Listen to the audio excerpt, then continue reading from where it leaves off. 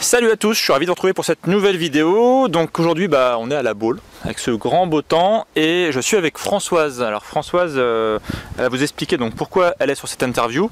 En fait c'était un témoignage que je voulais partager avec vous parce que c'est vrai que parfois quand on parle d'alimentation paléo c'est un petit peu abstrait, etc. Et là je voulais vous donner un cas concret de personne qui a vraiment réussi à se soigner, qui a amélioré sa santé et qui a mis ses pathologies au silence grâce à l'alimentation paléo. Donc bonjour Françoise. Bonjour Wilfried. Alors est-ce que tu peux te présenter pour dire un petit peu qui tu es, d'où tu viens et surtout en fait quelle est ton histoire vis-à-vis de l'alimentation, de la médecine en général. Quelles étaient tes pathologies avant? D'accord, je commence par les pathologies. Non, après la présentation. Voilà, Alors Françoise, j'ai 58 ans.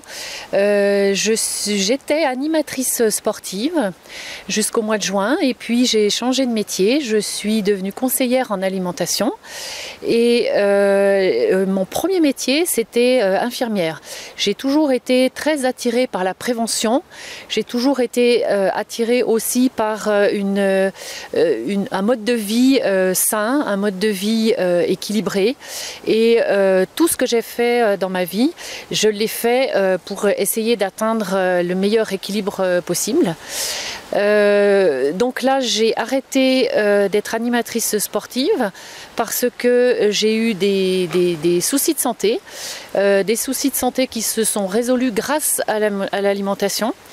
Et du coup, j'aurais pu continuer à faire ce métier d'animateur sportif, mais quand j'ai vu les résultats que l'alimentation paléo, l'alimentation hypotoxique, enfin un changement de mode d'alimentation m'avait apporté, guéri et que j'avais envie de creuser un petit peu plus et puis surtout de faire partager cette expérience, je me suis lancée, j'ai commencé à étudier un petit peu à fond le sujet et puis j'ai décidé d'en faire mon nouveau métier. Voilà, donc je vais commencer, j'ai déjà commencé un petit peu à exercer dans cette voie.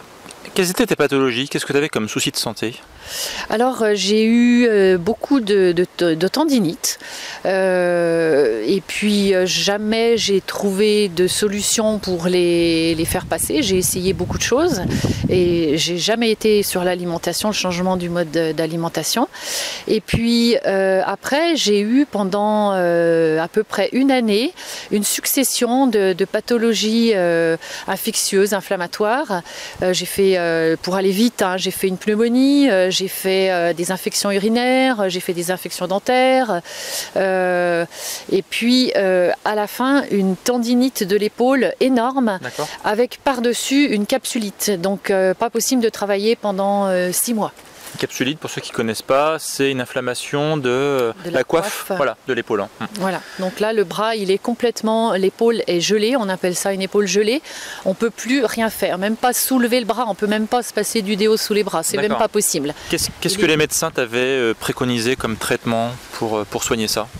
Alors déjà le médecin n'a pas fait le diagnostic de la capsulite tout de suite parce qu'il s'est passé du temps entre le moment où j'ai vu mon médecin et le moment où j'ai vu un chirurgien parce qu'il fallait traiter le problème de la tendinite.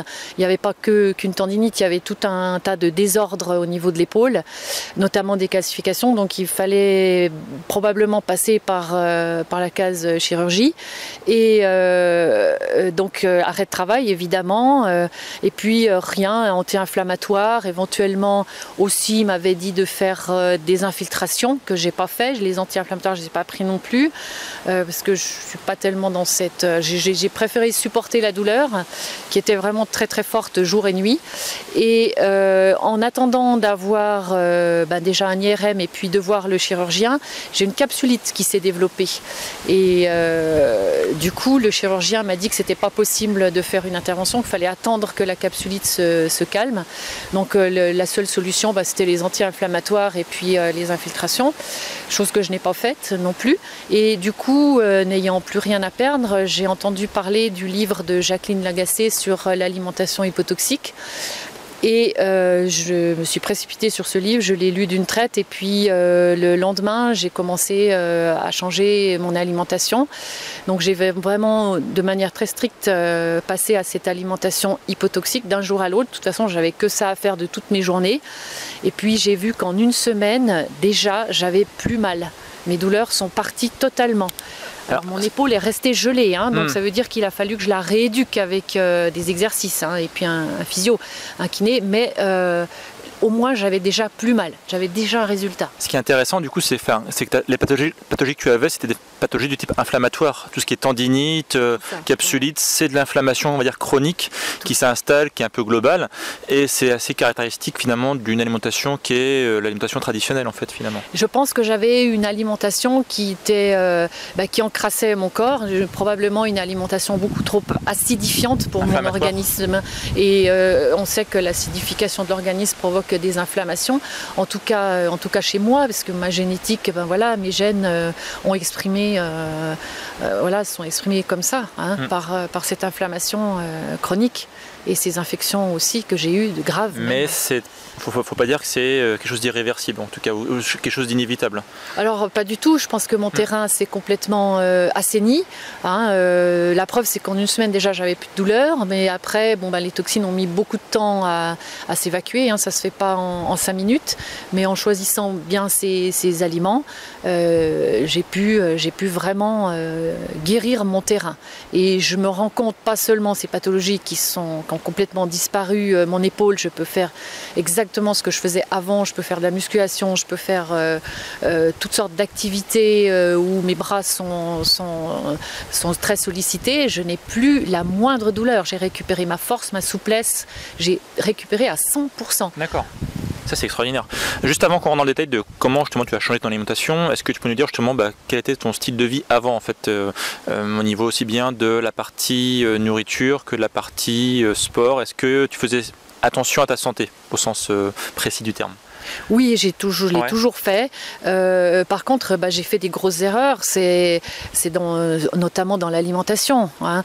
L'alimentation, c'est vrai qu'on ne se rend pas compte qu'il y a aujourd'hui des aliments modernes qui ont un impact extrêmement important sur notre santé et qui nous démolissent. On peut carrément, moi j'appelle ça de la démolition. Tu peux donner des exemples? Alors oui, je peux donner bien sûr des exemples. Il y a tous les produits qui sont fabriqués à base de blé moderne, hein, donc j'insiste bien sur le blé moderne, hein, qui est très différent de certains blés qu'on peut trouver encore aujourd'hui et qui sont souvent les gens me disent oui, dans le temps on mangeait du blé, ça se passait bien, sauf que le blé de nos grands-parents c'est pas le blé qu'on a aujourd'hui en fait, hein. Voilà, donc je pense que j'en ai peut-être ingéré un petit peu trop pour moi, pour mon organisme, et puis il y avait aussi probablement les produits laitiers que je n'ai peut-être pas, mon système ne les a peut-être pas bien acceptés. Les produits laitiers, c'est vrai que j'en consommais quand même une bonne quantité. Quand on en consomme trop, on sait que c'est acidifiant pour l'organisme. Donc je pense que dans la balance, j'ai pas dû compenser par suffisamment de produits d'origine végétale. Donc mon organisme s'est peu à peu acidifié. En plus, comme étant dans le milieu du sport, je sais que pendant un petit bout de temps, pendant une année, j'avais voulu faire un régime un petit peu plus protéiné, donc plus acidifiant aussi, et je pense que ça peut être le facteur déclenchant de tous ces problèmes. Et le sport c'est aussi acidifiant, aussi inflammatoire, qu'on le veuille ou non. En fait on sollicite notre corps, et derrière si on veut compenser, il faut prendre justement une alimentation qui va réparer les dégâts qu'a causé le sport. Voilà, tout à fait. Donc au bout d'un moment, c'est clair que mon organisme a réagi, a dit stop, et puis j'ai eu tout un tas de... Et donc ce qui est intéressant, c'est que ton médecin t'a prescrit des anti-inflammatoires, c'est-à-dire que classiquement dans la médecine moderne, c'est qu'on va vouloir soigner en fait les conséquences, mais pas la cause en fait. Et tu as trouvé finalement toute seule la cause. Oui, oui, pas toute seule, voilà. C'est avec un peu d'aide littéraire, on va dire, mais au moins, voilà, le médecin n'a pas été d'une grande utilité là-dessus. Non, absolument pas, même si avec mon médecin, j'ai toujours discuté de ce que je faisais, de ce que j'avais mis en place. Lui, il a pu suivre toute l'évolution de ma guérison et il a trouvé ça formidable, mais même le kiné, il m'a dit c'est formidable, mais ils n'ont pas de recul, ils n'ont pas de formation adéquate. Mais moi, quand j'ai fait ma formation d'infirmière, infirmière, au niveau nutrition, c'est très pauvre. Oui. Hein. On n'aborde pas tous ces sujets-là. Dans la filière médicale, je crois que la nutrition, c'est quelques heures en fait, en tout et pour tout, et c'est les grands classiques, c'est glucides, lipides, protéines. On rentre pas dans le vif du sujet en fait. Quoi. On rentre pas dans les détails. Non. Et puis il y a un point sur lequel je voudrais vraiment insister, c'est qu'aujourd'hui, tous les aliments qu'on trouve, ce ne sont pas les aliments qu'on trouvait il y a 40 ans, il y a 30 ou 40 ans. Un peu comme le blé finalement, quoi. Tout a été changé. Voilà, donc il y a cet aspect que je ne connaissais absolument pas. Pour moi, l'équilibre alimentaire, c'était bon, il faut manger un petit peu de tout. Ça n'allait pas plus loin que ça, les médecins non plus, ça ne va pas tellement plus loin que ça. C'est une phrase que j'aime pas, parce qu'en fait, manger un petit peu de tout, ça entend qu'il faut manger aussi un peu de n'importe quoi. C'est-à-dire manger un petit peu de frites, manger un petit peu de fraises tagada, manger un petit peu... Enfin, ça n'a pas de sens de dire manger un petit peu de tout, parce que manger un peu de tout, vu comment justement notre alimentation aujourd'hui, elle est complètement pourrie en grande partie, ça veut dire qu'il faut manger un peu tout ce qui traîne, quoi. Or, il faut manger tout, mais tout ce qui est bon pour la santé. Ça, c'est vraiment la base. Exactement. Quoi. Et puis ça, on n'insiste pas assez. Et puis, moi, je vois souvent des personnes qui me disent oui, mais moi, j'ai une alimentation très équilibrée parce que j'achète pas de plats préparés, parce que oui, mais dans l'équilibre, qu'est-ce qu'ils mettent dans l'équilibre? Et ça, il faut être accompagné pour le savoir. Il faut avoir des personnes qui connaissent. Et c'est pas évident, ça vient pas comme ça. Et puis après, il faut mettre en route tout le processus du changement. Et le processus du changement, pour moi, il s'est fait très facilement parce que j'avais rien à perdre et j'avais tout mon temps pour le faire. Mais aujourd'hui, quelqu'un qui est plus ou moins en bonne santé, puis qui se dit bon, moi je veux bien essayer l'alimentation paléo, mais je sais pas trop.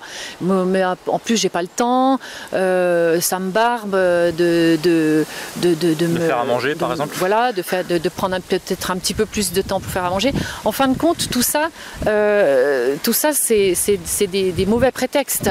Je veux dire que bon, il faut être accompagné, c'est mieux, mais quand on est accompagné par les bonnes personnes, ça se fait beaucoup plus facilement. Moi, j'ai quand même galéré pour mettre en place ça, parce que j'avais aucune expérience, je ne savais pas, j'avais pas de recettes, personne m'a expliqué, j'ai juste lu des bouquins, puis c'est tout.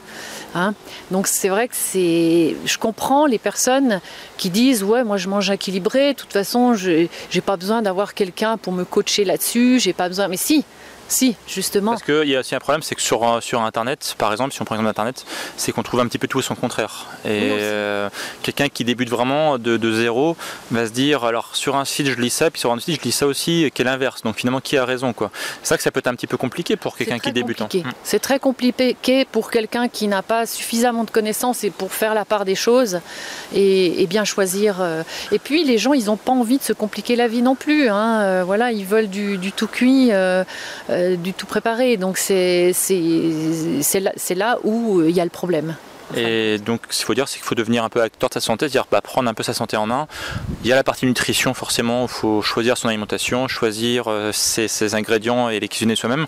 Et puis il y a tout le reste en fait, quoi. Il y a le sport, etc. Mais il faut vraiment être acteur, quoi. Il ne faut pas se laisser un peu, comment dirais-je, bercer, guider par la vie, dire bon, on verra bien ce qui va se passer, parce que là on va directement dans le mur, quoi, en fait. Absolument, c'est sûr. Il faut vraiment être acteur et puis se prendre en charge soi-même, être accompagné, c'est important pour des personnes qui n'ont pas suffisamment de connaissances. Et puis une fois qu'on voit les bénéfices, moi la première semaine quand mes douleurs ont disparu, puis quand j'ai vu que peu à peu j'avais tout un tas de choses qui s'étaient améliorées en dehors de ce problème d'épaule, je me suis dit mais est-ce que je rêve? Est-ce que tout d'un coup comme ça par miracle ça s'en va? Qu'est-ce que j'ai fait? J'ai pris aucun médicament, j'ai juste changé mon alimentation. Point. J'ai rien fait d'autre, donc j'ai eu beaucoup de mal à y croire. Alors justement, pour donner quelques clés aux personnes qui nous écoutent, est-ce que tu peux nous donner en fait, on va dire, pas forcément tes menus types, mais aujourd'hui les grandes règles qui dictent en fait un peu ton alimentation? Quels sont les grands changements que tu as faits et quel est ton style de vie aujourd'hui en fait, qui te donne tous ces points positifs? J'ai travaillé sur l'équilibre acido-basique, donc j'ai changé mon terrain qui était devenu trop acide parce que j'avais des aliments qui ne convenaient pas. J'ai changé, donc quand je prépare une assiette, je mets beaucoup plus d'aliments basifiants, alcalinisants dans mon assiette que le reste. Donc c'est-à-dire concrètement, principalement des végétaux en fait. Voilà, tout à fait. C'est des végétaux. On ne dit pas qu'il faut forcément mettre de côté tout ce qui est protéines animales parce que ça peut être très bon pour la santé. À partir du moment notamment où c'est des bonnes origines, mais c'est vrai que les 3/4 quasiment de l'assiette doivent être composés de légumes en fait. Voilà, tout à fait. Donc ça, que ce soit à chaque repas, même les snacks, hein, je fais toujours très attention à ça. Et puis j'ai aussi changé, ça c'est un petit plus, mais j'ai aussi privilégié tous les aliments qui ne font pas monter la glycémie très haut pour ensuite avoir des hypoglycémies, rentrer dans le cycle du yo-yo, de jouer avec sa glycémie comme ça et d'avoir des problèmes après avec... Alors ça c'est extrêmement important. Moi c'est un peu actuellement là mon cheval de bataille. Pour beaucoup en fait on parle souvent du gluten, on parle souvent du lait comme tu en as parlé. Et effectivement ce sont des aliments je pense qu'il faut retirer, ça j'en suis convaincu et moi pareil j'ai beaucoup de bénéfices en les retirant. Mais on se rend compte que le sucre notamment et tous les produits sucrés à indice glycémique élevé sont très mauvais pour la santé. Je suis en train de lire notamment actuellement le livre qui s'appelle Ces glucides qui menacent votre cerveau, qui parle bien que le sucre a un impact non seulement effectivement sur les cancers etc. mais aussi sur tout ce qui est maladies neurodégénératives comme Parkinson, comme Alzheimer. Et les conséquences sont très nombreuses, beaucoup plus nombreuses qu'on ne le croit en fait, quoi. Effectivement, si je te rejoins complètement, quoi. Tout à fait, et puis c'est aussi acidifiant, hein, donc de toute façon après on est toujours dans ce même concept, hein. Donc je fais très attention à ça, notamment sur les petits déjeuners, c'est là où j'ai fait le plus gros changement, c'est les petits déjeuners, parce que le petit déjeuner type à la française, je vous le redis pas, tout le monde le connaît, hein, de toute façon. Il faut juste faire l'inverse en fait de ce qui est préconisé par... C'est quelque chose que je ne connais plus, sauf quand on part en vacances, on n'a pas le choix.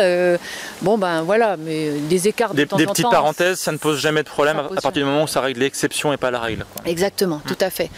Et donc le petit déjeuner, j'ai pas beaucoup changé mes petits déjeuners. C'est quoi ton petit déj type par exemple aujourd'hui? Alors par exemple ce matin, j'ai mangé une galette de sarrasin, je l'ai fait moi-même, hein, je l'ai fait pour une semaine, avec un œuf à l'intérieur. Ensuite j'ai pris du muesli paléo de Bimove que je fais et que j'aime beaucoup.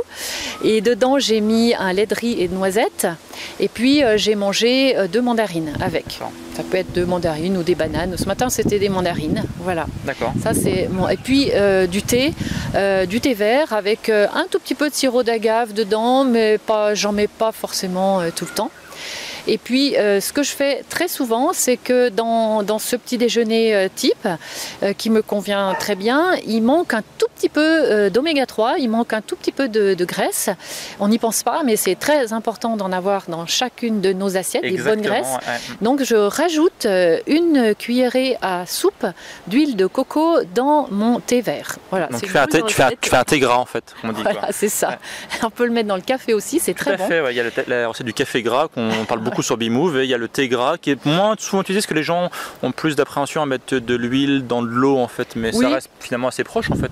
Moi j'aime bien le goût et puis voilà, ça me convient. Après on peut éventuellement prendre des petites galettes de sarrasin, mettre de l'huile de coco, c'est de la graisse de coco, elle est solide, donc graisse de coco dessus, c'est très bon. Même avec un petit peu de miel aussi ou un peu de confiture faite maison, ça peut être sympa aussi. Bon super, et donc comme tu disais aujourd'hui, tu continues à faire du sport aujourd'hui? Alors oui, je fais toujours beaucoup de sport, mais je n'encadre plus de cours de gymnastique. Mais ça reste quand même dans ton hygiène de vie? Absolument, voilà. C'est indissociable, je ne pourrais pas ne pas faire de sport, ce serait impossible. Donc, comme je dis souvent, c'est bien de manger sainement, mais si on reste à manger sainement dans son canapé à rien faire, on va abîmer son corps à petit feu. Donc, Voilà, il faut aussi faire travailler ses articulations, son cœur, ça c'est très important. Et puis il y a aussi une chose dans cette hygiène de vie qui est extrêmement importante, c'est le stress. Le stress, ma foi, moi je ne suis pas spécialisée dans le stress, mais plus on en a et plus c'est nocif aussi pour la santé. Donc si on peut trouver par tous les moyens quelque chose pour faire baisser notre quantité de stress au quotidien, c'est quand même important. Professeur Henri Joyeux a écrit un livre récemment sur le lien entre le stress et le cancer, et je te rejoins là-dessus. Effectivement, je pense que c'est un des maux de notre civilisation aujourd'hui, le stress. On parle beaucoup d'alimentation, de pollution, etc., mais le stress en est vraiment un. Et voilà, après il n'y a pas de recette magique, je pense, là-dessus. Il faut que chacun travaille un petit peu sur tous ces problèmes, mais voilà, je pense déjà vivre dans le moment présent, profiter voilà, d'une belle journée, se mettre au soleil, essayer de se dire finalement des choses plus graves dans la vie, qu'on peut toujours trouver des choses graves, mais que finalement voilà, faut juste profiter du moment présent, essayer de laisser un peu couler les problèmes. Il n'y a pas de recette magique, mais je pense que voilà, chacun trouve ses petits trucs, on va dire, quoi. Oui, et puis aussi une chose importante, c'est que l'équilibre, on ne l'acquiert pas une bonne fois pour toutes. Moi, c'est pas parce que j'ai changé mon alimentation que je ne dois pas rechercher un équilibre quand même au jour le jour. C'est un travail journalier, mais ça devient une habitude et c'est pas quelque chose de pesant. Exactement. Et comme tu dis, on apprend tous les jours, donc en fait, il ne faut jamais arrêter de se former, d'apprendre, de découvrir, parce que le corps humain est très complexe et on en apprendra tous les jours en fait. Bien sûr. Bien sûr. Ok, en tout cas merci Françoise, c'était super instructif. Si jamais vous aussi vous voulez apprendre tout ça, j'ai fait une formation donc, pour débuter l'alimentation paléo. D'ailleurs c'est comme ça que Françoise, on a communiqué par email, parce que du coup je lui ai demandé un petit peu voilà, comment ça se passait, elle m'a répondu. Donc je vous ai mis du coup sous la vidéo une formation gratuite pour découvrir l'alimentation paléo en plusieurs heures, en fait voilà, sur plusieurs jours vous allez découvrir comment on parle du petit-déj, de l'alimentation, le repas, l'entrée, plat, dessert, etc. Les collations dont parlait Françoise. Comme ça vous aurez une très bonne base pour démarrer. François disait qu'il faut être accompagné, donc voilà, je vous accompagne en fait en mode vidéo. Donc n'hésitez pas à télécharger sous la vidéo une formation gratuite pour démarrer l'alimentation paléo. Un petit mot de la fin, François, si tu devais donner, on va dire 2-3 conseils à ceux qui veulent démarrer une alimentation saine, qui veulent vraiment changer leur style de vie, quels conseils concrets tu donnerais? Même si je pense que tu as déjà donné beaucoup de conseils dans cette vidéo, mais voilà, des petits conseils en plus. Les petits conseils en plus, c'est déjà de lire, d'aller chercher la bonne littérature sur ces sujets-là. Donc je pense que des livres sur l'alimentation paléo, il y en a beaucoup. On a un ou deux à nous recommander? Sur l'alimentation paléo spécifiquement, non. Par contre, il y a un livre qui est très bien, c'est avec lequel j'ai commencé. C'est le livre de Jacqueline Lagacé, Comment j'ai vaincu l'inflammation par un changement d'alimentation. Il est très très bien parce qu'elle parle de son propre cas. Elle avait un gros problème de polyarthrite, je crois, ou quelque chose comme ça, et d'arthrose aussi. Donc elle s'en est sortie. En plus, elle est médecin. Elle a repris les études du docteur Seignalais. Son livre est très bien fait. Elle a aussi écrit un livre de recettes. Donc ça, c'est très important parce qu'on est toujours à la recherche de concret, de recettes. Et puis, il y a aussi le site du docteur Seignalais. Il y a, voilà, et puis surtout, aller regarder les bonnes recettes de Blandine sur le livre qu'elle a fait pour du mou. Tu l'as le livre, du coup? Je ne l'ai pas, mais j'ai plusieurs recettes. Ah, c'est dommage. Tu me l'aurais dit, je te l'aurais offert aujourd'hui. Et c'est vrai qu'il y a des recettes que je fais, notamment le muesli, il y a le fondant au chocolat que je vais faire tout à l'heure d'ailleurs, là, parce que je suis invitée demain, donc je vais apporter ce dessert-là qui est super bon. J'ai testé, et puis il y a plein d'autres recettes aussi que j'ai testées de chez Bimove, et elles sont super bonnes. Super. En tout cas, on mettra les références du livre dont tu as parlé, de Jacqueline Lagacé, sous la vidéo. Comme ça, les gens qui veulent le récupérer, ils auront le lien direct pour l'acheter. Oui. En tout cas, merci Françoise pour cet entretien. J'espère que ça vous a inspiré vous aussi à modifier votre alimentation, à prendre en main votre santé. Vous voyez que ça marche, c'est pas que de la théorie, c'est pas que des vidéos, du blabla, etc. Quand on met en pratique vraiment, y a beaucoup de choses des pathologies qu'on pensait qui étaient irréversibles, qui disparaissent. Moi, c'est comme ça que je suis venu aussi au paléo. C'est notamment via des petites pathologies que j'avais, que j'ai modifié mon alimentation et hop. Comme par magie, tout est parti aussi. Donc voilà, il faut passer à l'action, il ne faut pas juste regarder, il faut démarrer. Donc changer son petit déjeuner, changer son style de vie en général. Et puis progressivement, comme ça c'est un long chemin qui est ma foi, comme tu disais, c'est pas une contrainte finalement à terme. On prend du plaisir à prendre soin de soi, quoi, en fait. Énormément, voilà. Énormément. En tout cas, merci Françoise pour cet entretien. Moi je vous dis à très bientôt pour de prochaines aventures. La formation pour récupérer la formation donc, sur l'alimentation paléo est sous la vidéo. Et moi je vous dis à très bientôt pour de prochaines aventures, et comme je dis toujours, prenez soin de vous. Salut!